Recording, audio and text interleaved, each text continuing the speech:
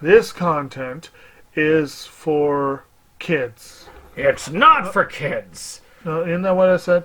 No, it's not for kids. If you are 13 years or younger, this is not for you. Do I have to kill somebody in order to actually make that point across? No, man, you don't have to kill Wait no a one. second. Oh, no. We return to our planet. The High Court may well sentence you to torture. He likes movies, we like movies. SeptumSin versus the world. SeptumSin versus the world. SeptumSin versus the world. SeptumSin versus the world. I'd buy that for $1. Greetings! You're watching SeptumSin versus the world. I'm SeptumSin. This is Kotobukijake.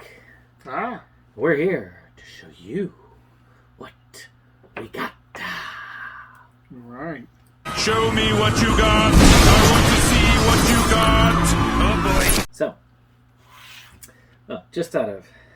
I have this Earth Girls Are Sleazy screener, which I already have a copy.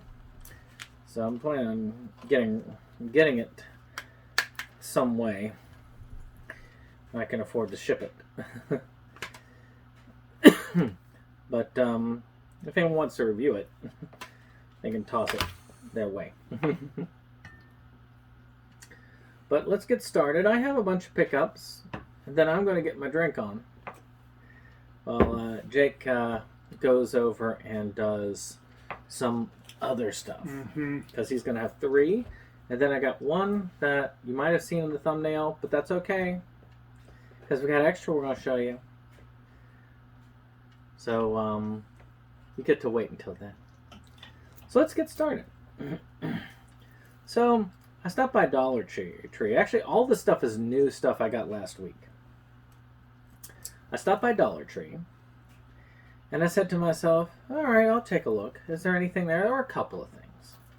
And one of them was this thing here. It looks like A Night of Horror Nightmare Radio. Just kind of looks cool. It's an anthology, 8 terrifying tales to haunt your dreams.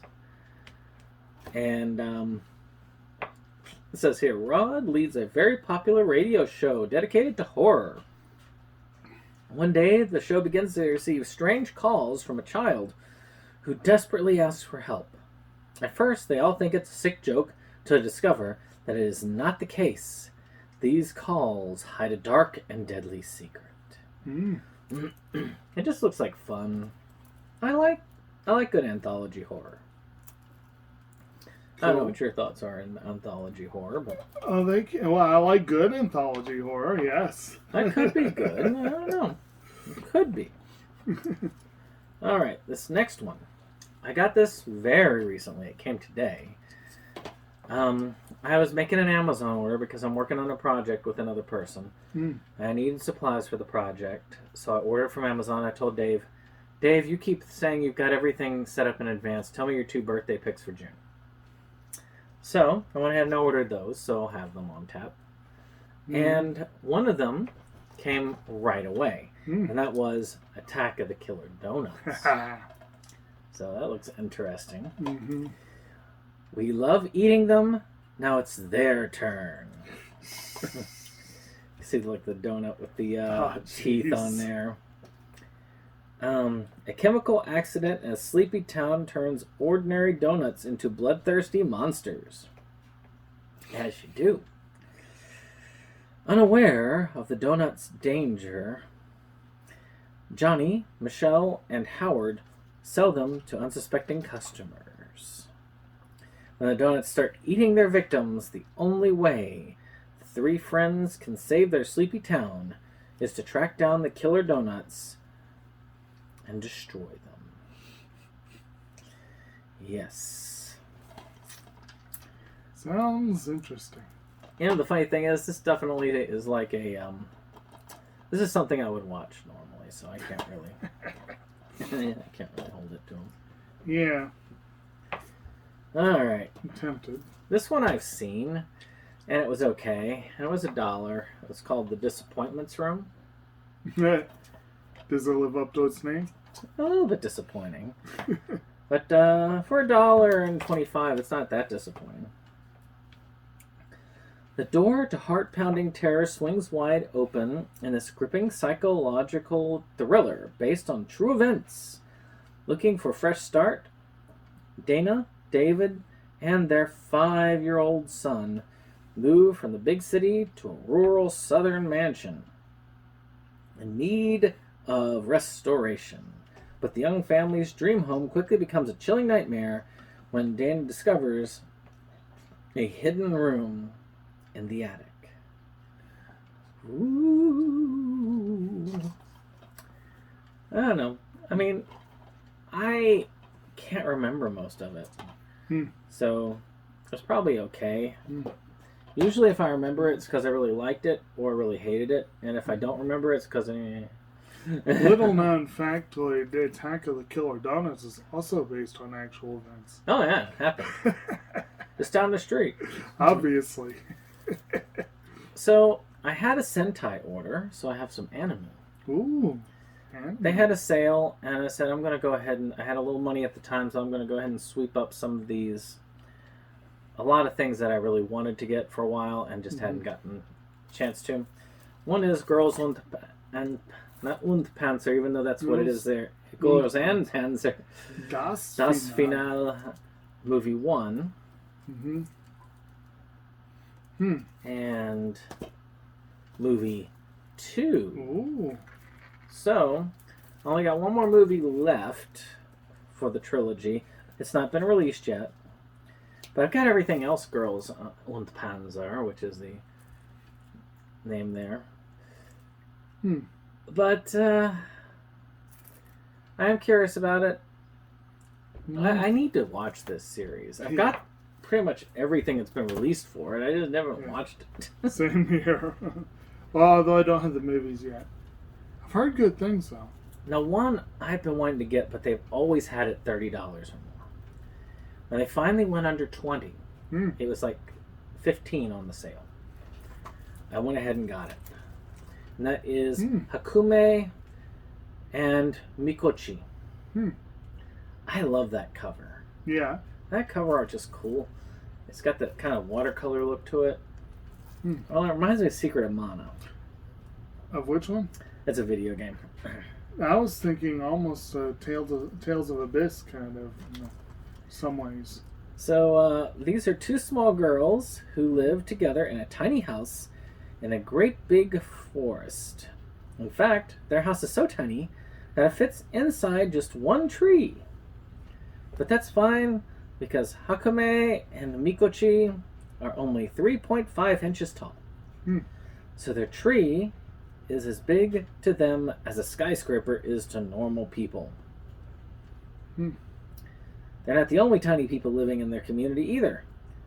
When Hakume and Mikochi aren't out exploring, they like to spend their time visiting their neighbors, some of whom are other small folk like Inventor Sun and Konju, the songstress, while others are beetles, squirrels, and even a big scary owl.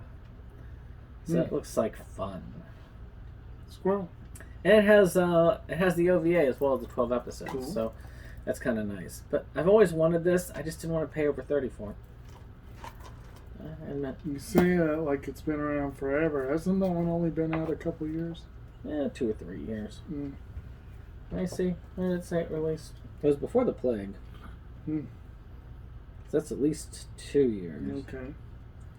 Because I I remember. haven't been paying much attention to releases for a couple years. Yeah, 2019. So yeah. Okay. So 3 years. Okay. Yep. Alright, this one is a fairly new release. And it's kind of sad because I had the complete collection, but it's not the complete collection anymore. Because we didn't have the graduation OVA for Hitomori Sketch. Oh. So Really? Hitomori Sketch is about these girls who live in this apartment, and they go to this specialized art high school. And essentially, this is a 2-episode OVA that is about Sai and Hiro's graduation, a kind of lesbian couple. They may or may not be a lesbian couple, but they really hint at it being a lesbian couple. So yes. But they are the senpais of the group in this. So it's a very cute series. And it's just kind of cool to have the extra 2 episodes. It is sad that they're not in that other set. But this released after that, so yeah, it's understandable. But it's been out for a while. This has been out since apparently I think they said that the Anime News Network said it came out in 2016. So that release? No, not this release. I was going to say this OVA came out in 2016. I didn't even know about it. So they've been kind of sitting on it for years before releasing it. But it's kind of good to have it. Yeah. I mean, you know. I must get it. So, 2 that I had to wait on. One of them I went ahead and just sprung out because it was 20-something, and one fell below 20, which I'd been waiting on that. Which, is it wrong to try and pick up girls in a dungeon season 2? I still need to watch it. I have yet to see an episode of this. Yeah. Season 1 is on DVD, and I really have no interest in upgrading because I figure one day they'll have like a full-on Blu-ray set when they just complete it. But there's a Season 4 coming out, so who knows when that's going to happen. But at least now I've got that, and I have Season 3. So what happens when a monster isn't really a monster at all? So, I don't know much about the series. I haven't seen it. You've got the really nice sets for I think Season 1. 1 and 2. Yeah. So you have this already. No, I don't have 3. That's 2. But yeah, I have the nice set for 2. So yeah, you gotta get the nice set for 3 now. I don't know. Maybe. Maybe. Okay. So we have an Asian film called Monstrum. Also a Dollar Tree pickup. A plague is taken over and fear runs rampant in the streets. When rumors of vicious monster roaming Mount Ingangwon-sang began to spread, fear turns into panic. In order to quell the rising hysteria, the king brings his most trusted general out of retirement. Joined by his daughter, his right-hand man, and a royal court officer, the general sets out to find and defeat the mysterious creature. Korean. Okay. I thought it was, yeah. So, this is a Shudder film. So, Shudder Originals have some quality to them. I heard about that. So, it could be fun. I don't know. $1. I'll buy it for $1. 25. Only 2 more. Another Dollar Tree pickup. Panic, which this is the edited cover. The original cover says Satanic Panic, which is the original movie's name. From the offer of my best friend's exorcism. Sam's first day as a pizza delivery driver is not going according to plan. At the end of a long day and not enough tips, yet her last delivery turns out to be for a group of Satanists looking for someone to sacrifice. Yes, that is how it goes. But, I don't know. I like the cover. Yeah. It looks like it could be fun. Sometimes these movies don't take themselves that seriously. So this next one is a big one. It's not a Dollar Tree pickup. I wish it was a Dollar Tree pickup. But I got 4K of Spider-Man No Way Home. Oh, nice. So now, I have no excuse not to watch this. Right. And once I get through this and Moon Knight, I'll have caught up to all the Marvel BS. Which, you know, that's good. So you saw Morbius? Well, okay, but I don't consider that a part of the... No, because that's not an MCU film. It's not. That's more of the... It is Sony, though. Yeah, it's on the Sonyverse, and Disney's kind of like, no, we don't... They even said, yeah, you had that little teaser for Venom sort of being in the MCU, but no, we're not having Venom in the MCU. We hate Venom. Fuck Venom. That's essentially been moved. That's been Disney's take on Venom for a while. Venom's in that movie. So Barely, but he's Yeah. in it. because after this, they asked if he was going to be in there full on, and they said no. So, but I'll eventually get Morbius, but I'm in no hurry. I'm not in a hurry either. Apparently it sucked. Yeah, that's also why I'm not paying full price for something that sucked. I've heard this was one of the best films of the year, and I'm willing to give that a shot. Okay. I might even watch that tomorrow if that's the case. Oh. So now you get to go. Yeah, we'll go ahead.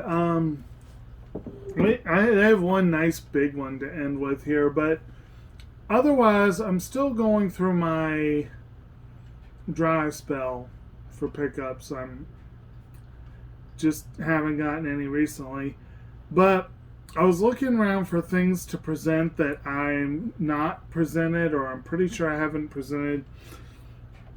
And an interesting little theme presented itself.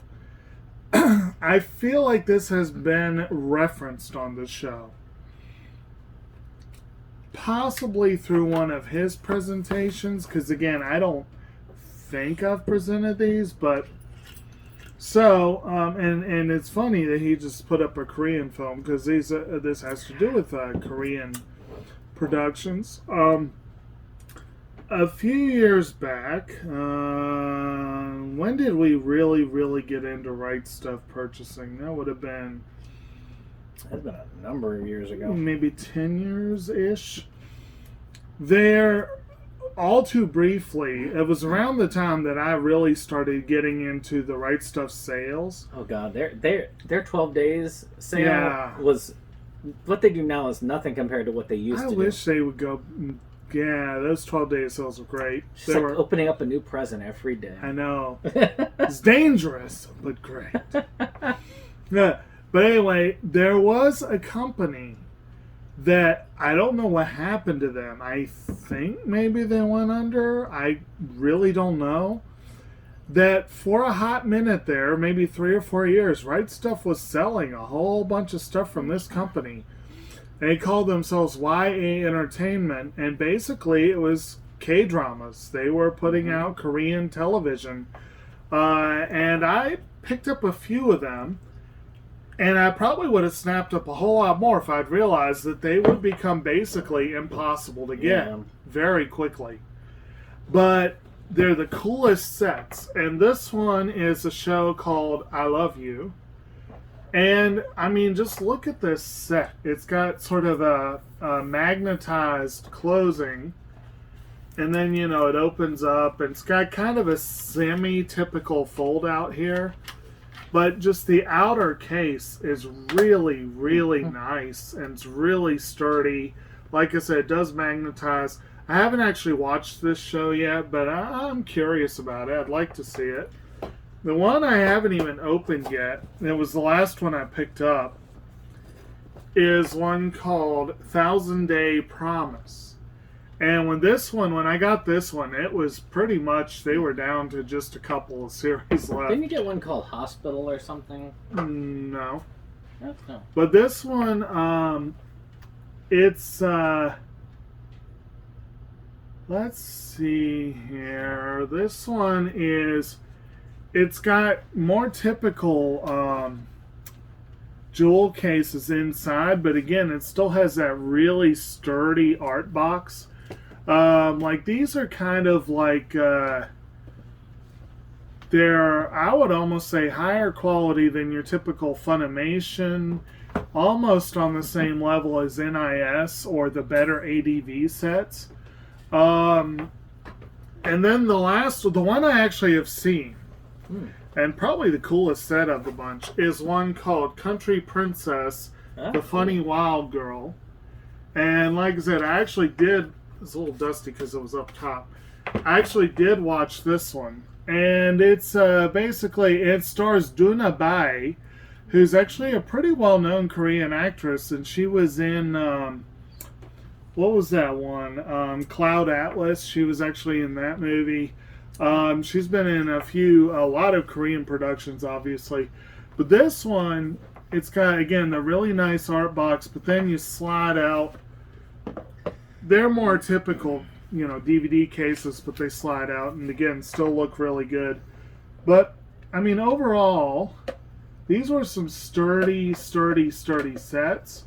And I wonder if that had anything to do with them going out, because maybe they were like spending too much money on the cases. I don't know. So but like I said, this was a fun show. I enjoyed it. Same company. And yeah, I really don't know what happened to this company, but it's kind of fun to say I have 3 complete K-drama series in my collection and really nice collectible sets. They should have gotten to Honey and Clover, which was a K-drama, based on a Japanese manga, but still a K-drama. Right. Well, if I had been able to get that through this company, and I am kicking myself that I did not grab this one. See, these are the 2 I have, Piano and City Hunter. I had to get City Hunter, and this one was so cheap. They put some of these on sale towards the end. Yeah, City Hunter sold out pretty fast from what I remember. And I want to say some of these might have been in Honey and Clover. Because some of these people, some of these actors look familiar to me. Probably, yeah. But, I'll put these back afterwards. But I thought, well, you were showing off. Why don't I show off the other 2 that we have kind of... Yeah. Between the 2 of us, we got 5 sets, which is not bad. Yeah. So this last one was a belated birthday gift from Jacob. That you should know because it should be in the thumbnail. But I'll let him present it. And I'll show off my copy while he's presenting it and going, yay! Alright, so this is a show that, again, is a long time coming. And it's only the first season. I think there were 3 seasons and at least 3 OVAs, right? Yeah. So we're hoping that we get full releases. It's a show that Media Blasters picked up. They did 1 4-episode disc and dropped it like a rock. I didn't even know it got released. It went out of print so fast. And then they held the license for like 3 years without telling anyone what the hell they were going to do with it. And finally, Right Stuff, using their Nozomi imprint, I believe, decided to release this. Yep, Nozomi. And it is a show called Sayonara Zetsubo Sensei, or Goodbye, Mr. Despair. It centers on Nozomu Toshiki, who I have said repeatedly, this is my take on it, he is a Japanese grown-up Charlie Brown. He basically, he's always ready, no matter how much life craps on him and how depressed he is always ready to kick that football until the bitch that is life yanks it away once again. And this guy finds himself in charge of a class of weirdos. That's probably a better picture for you guys at home there. Yeah, I'll put that on the other side. So this is one of the things that held it up. So we got this little Blu-ray release that comes with this huge freaking book. After reading through some of it, yeah, I understand why. Yeah. So there's a lot in here that has a lot of references.